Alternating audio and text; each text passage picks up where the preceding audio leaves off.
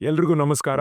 ನಾನು ತಾರಕ್ ಪೊನ್ನಪ್ಪ. ಒಬ್ಬ ಆಕ್ಟರ್ ಆಗಿ ನಾನು ಹೇಗೆ ಕಾಣಿಸ್ತೀನಿ ಅನ್ನೋದು ಬಹಳ ಮುಖ್ಯ ಆಗುತ್ತೆ. ಅದಕ್ಕೆ ನನ್ನ ಕೂದಲು ಹೆಲ್ದಿ ಆಗಿರೋದು ತುಂಬ ಇಂಪಾರ್ಟೆಂಟ್. ಹಾಗಾಗಿ ಇವತ್ತು ನಾನು ಬೆಂಗಳೂರಲ್ಲಿರುವಂತಹ ಲಾ ಡೆನ್ಸಿಟಿ ಕ್ಲಿನಿಕ್ಗೆ ಬಂದಿದ್ದೀನಿ.